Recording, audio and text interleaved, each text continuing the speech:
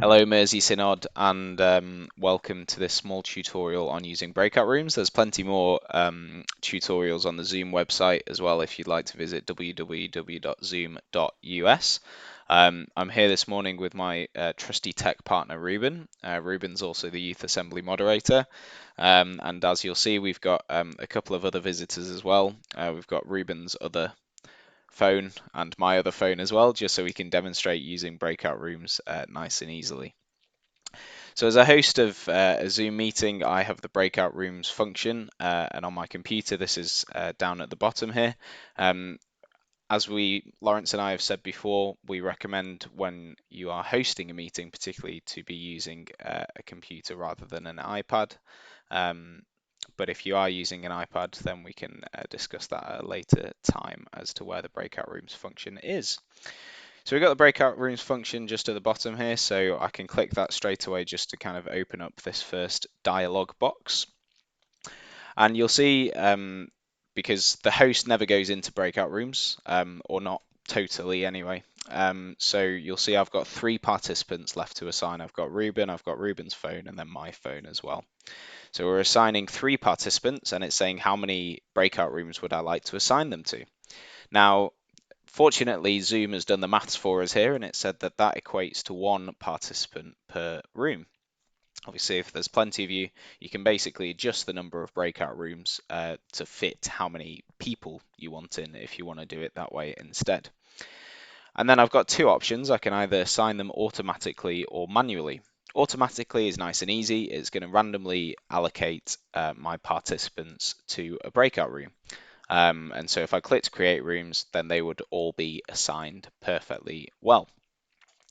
Now in a group, particularly like the one we've got today, assigning participants randomly is quite helpful and nice and easy. But if there is situations where you might want to have workshops, so people have chosen a workshop they want to go to, or you maybe want to create the breakout rooms randomly, but to benefit you rather than Zoom assigning them randomly, then you'll want to assign them manually instead. So we're going to click manually and go through this scenario here. So you click manually. We're going to say we want 3 breakout rooms, so that's going to equate to 1 participant per room, and then click create rooms. So you see we've got the breakout rooms here, and we've got nobody assigned to the breakout rooms at the moment, and that's because, as we said, it's a manual assignment at the moment. So the first thing we might want to do is just look at renaming our breakout rooms if we want. So breakout rooms, one of the functions, really good uses of them is for discussions. In those discussions, you might want to have a facilitator. So you can rename it to perhaps rename it to that particular facilitator. So let's say Ruben was the facilitator of breakout room number 1, then I'm going to rename that Ruben Watt. Obviously, it's going to look a bit strange if I renamed the other one Ruben Watt as well, but that's just an example of why you might want to rename the breakout rooms, or you could rename them to the name of the workshop if you're doing that, whatever you want, or you could just call them 1, 2, and 3 and keep it nice and simple. We're going to have a look at a couple of options first before we get on to assigning people. You'll see we've got move all participants into breakout rooms automatically. Mostly that is the feature you would want to keep with the blue tick on, but if not, you're well within your rights to untick that as well. Allow participants to return to the main session at any time. That can be quite a useful feature, particularly maybe if they're having a few problems in that breakout room. Maybe they really don't want to be in that breakout room, but don't really want to tell anyone about it. You know, that's a genuine issue that people might have, and so allowing them to return to the main room where you as the host will still be is a really handy feature. You can close breakout rooms automatically after a certain length of time. Again, might be an option you want, or you could just time it yourself and close the breakout rooms when you see fit. And then you can have a countdown after closing the breakout rooms as well. So after you click close, it'll give all the breakout room participants a countdown, which you can change the length of so that they can begin to wrap up their conversations. It's worth noting at this point as well that you can add other rooms. Obviously, I can too, but it won't be much use because there's only 3 participants. But I can add breakout rooms as I go. So perhaps if I had 18 participants to begin with, I wanted 3 in each. So I've got 6 breakout rooms, and then another 3 people come along, perhaps unexpectedly. I can nice and easily add another breakout room. And then obviously I can delete them as well by clicking delete here. So now I need to assign my participants to breakout rooms. So I click the assign button, and you'll see I've got a list here of the participants I have to assign. So I'm going to click Ruben. I'm going to assign Ruben Watt to his own breakout room. And obviously that's very helpful if we're having facilitators in a particular breakout room. And then I might add my phone into breakout room 2, and then Ruben's phone into breakout room 3. Now at this point, I'm just going to untick the move participants into breakout rooms automatically, because I'm going to demonstrate another handy function of the breakout rooms, in that you can open all breakout rooms and you'll see they're open. We have people assigned to those breakout rooms, but as you can see, they're still in the main meeting. So I can assign these people to breakout rooms whilst they're in the main meeting in the plenary session without actually sending them there. So I can do that in advance. What I can also do, now that these breakout rooms are open, is as people begin to trickle in, I can assign them to a breakout room as they arrive. So if somebody was to arrive, they would come up on this list here as unassigned, and then I can simply click on their name and I can assign them to a particular breakout room. This is a bit slower than ticking people to assign them, because you can only assign one person at a time. But for meetings of no more than 40 or 50 people, that is absolutely not a problem.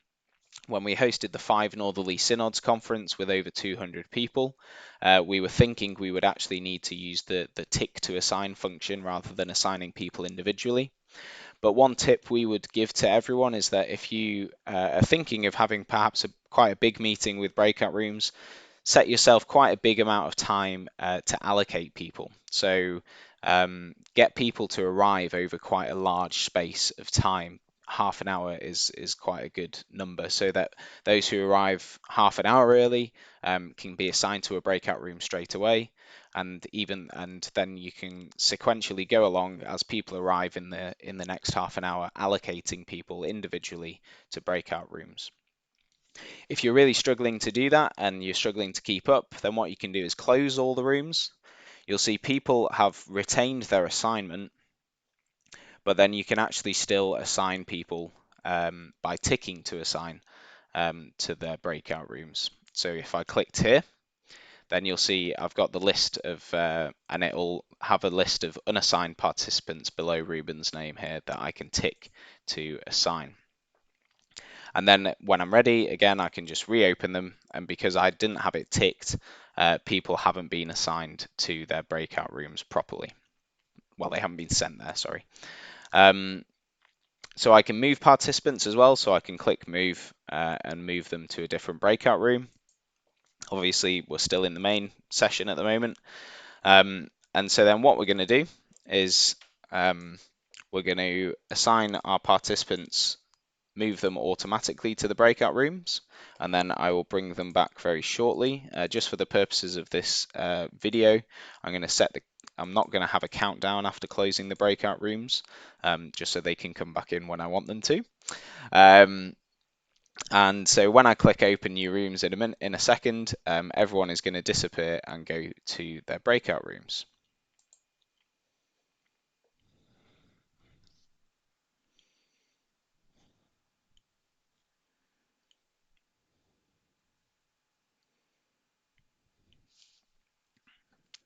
You'll see my phone being very greedy here. So there we go. Everyone's gone to their breakout rooms. I'm left on my own in the main session. So there's a couple of handy features that participants in breakout rooms can do. They can ask the host for help.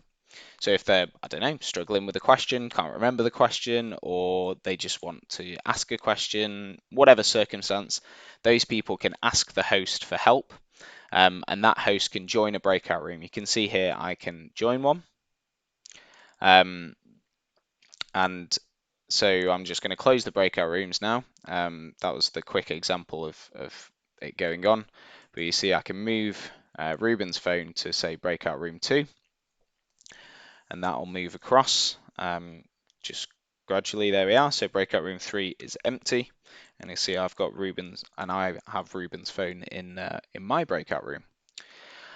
As a host, I can broadcast a message, so I can say, perhaps 1 minute remaining.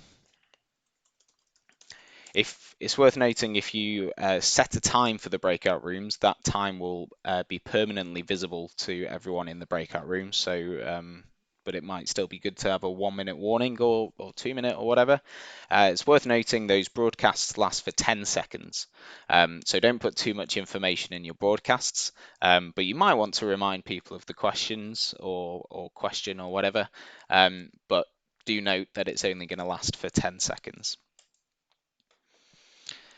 So I've sent that broadcast out, and you can receive that broadcast. So I'm going to close all the rooms now, and you'll see everyone will begin to join again. And then the other quick feature that we're just going to look at is exchanging participants. So I can exchange my phone with Ruben, so that I'll be in breakout room 1, which was Ruben's breakout room, and Ruben gets moved to breakout room 2. So that's just a quick handy feature as well, the exchange button. You can recreate the breakout rooms at another point, so I can recreate all the rooms automatically instead. So you'll see they've been reassigned randomly to a different breakout room. So if you're really struggling for time or whatever, you can automatically reassign people to breakout rooms. And that is the end of the tutorial.